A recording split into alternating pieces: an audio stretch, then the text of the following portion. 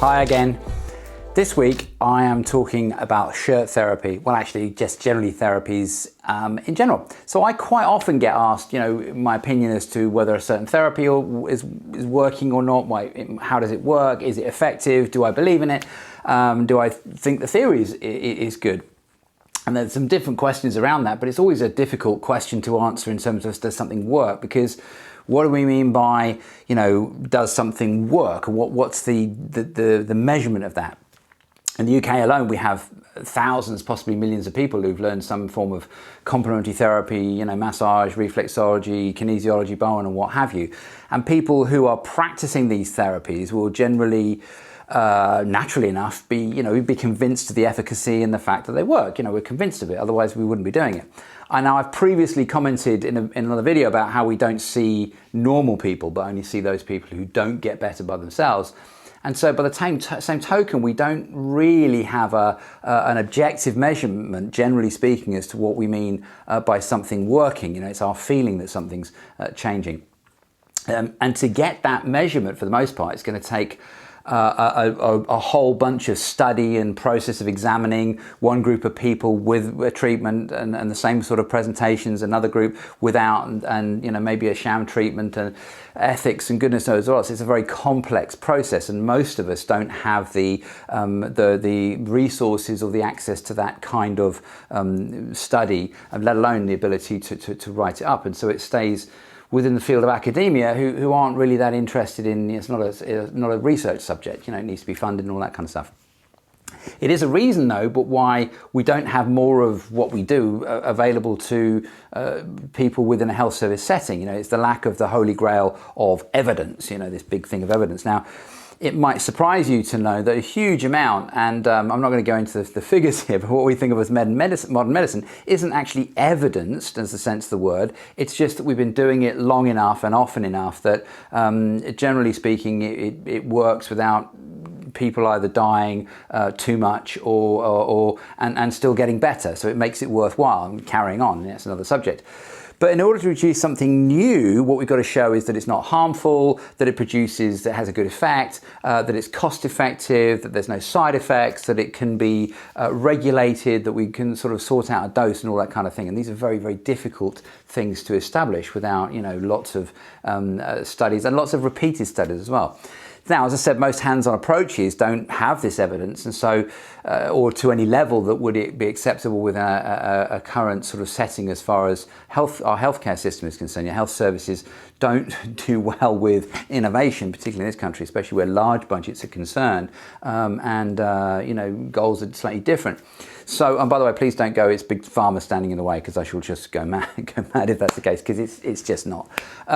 So what is it that we're doing, and how can we say that something works? And then we have this next tricky word that comes up, and people get very cross about it, and it's a dismissive word, but I don't have a problem with it, and it's the word placebo. Placebo comes from the Latin word meaning to please, and I really, as I said, don't have a problem with the word, because why wouldn't we want to please somebody? And here's the thing, that is a statement again that if you took this to a lot of the medical profession, it would be something that would be challenging. But actually, here it is. All medicine is placebo to some degree. So let me say it again. All medicine, if you think about it, is placebo to some degree. What?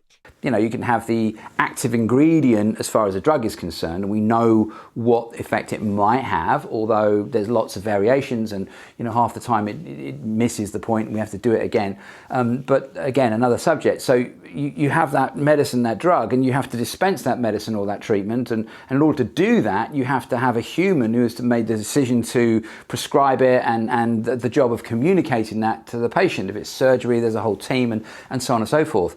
And it's this element of medicine that's really, really tricky, and where you can't extract human interaction. Now, of course, there's other influences, psychology and the psyche of the patient, but certainly the placebo element within a doctor is there. We've all heard the phrase, you'll feel better when you've seen the doctor. And you might well feel better when you've seen the doctor. You know, there's a trained professional with many years of education and study behind them, and she gives you her opinion, a professional opinion on something about which you might know very little. In much the same way that the plumber or the car mechanic or the electrician is somebody that's going to give you information about a specialist subject. You know, the doctor carries enormous power just in the manner in which they conduct themselves. It's hugely important. A really good example of this, a few years ago I was suffering from really bad headaches, and they were debilitating, and loads of stuff was going on, and I saw my GP who knows about what I do, and he said to me, have you thought you might have a berry aneurysm, which is a little aneurysm in your brain that when it pops, it generally kills you. And I'm like, well, no, I really hadn't. And I was a little bit shocked, and but it was a bit scary. And he said, well, I think we'll get you checked out. And so he sort of sent me off. I said, shall I do it when I come back from skiing? He went, no, now. And sent me off immediately to sort of get a shoe in and to wait to the end of the day for a spot at Bath RUH. So the consultant gynecologist, I didn't see a gynecologist, but I hope I wasn't. Anyway, the neurologist saw me, and he was pretty convinced from the off that I didn't, before the scan, I didn't have a berry aneurysm. But he said, no, we're going to give you this scan because essentially, in your case particularly, a very little knowledge that you have could be a dangerous thing. And so we're going to give you the scan to put your mind at ease. And in the scan, Julie showed no berry aneurysm and a surprising amount of actual brain. So there we go.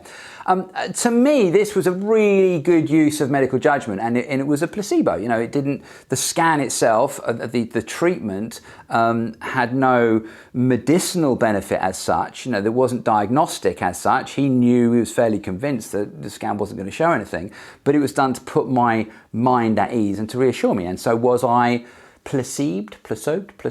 Was I pleased? Yes, I was, very much so. You know, had I not had the scan and continued with the headaches, which I didn't have because again it's sort of stress and stuff, I may have wondered, you know, was he right? Has he got it wrong? That doubt in my mind could have driven me, my stress, tension, worry. Now the subject's been raised, you know, raising my blood pressure, stress levels and so forth, which we all know, could result in real harm.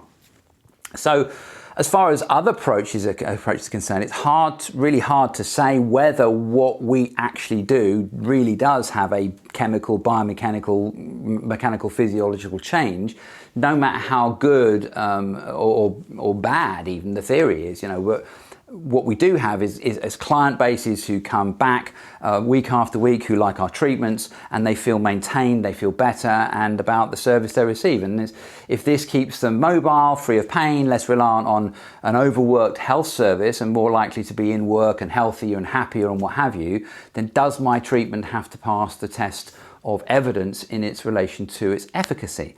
Now, don't get me wrong, I have no doubt that what I'm doing something is happening, and it does have some sort of physiological effect on the body, as I'm sure you do with your treatment as well. It's just that in how I go about evidencing that is hard, and it's difficult, and it's not just done by a wealth of what we do for years and years, and so proving it is a really big deal.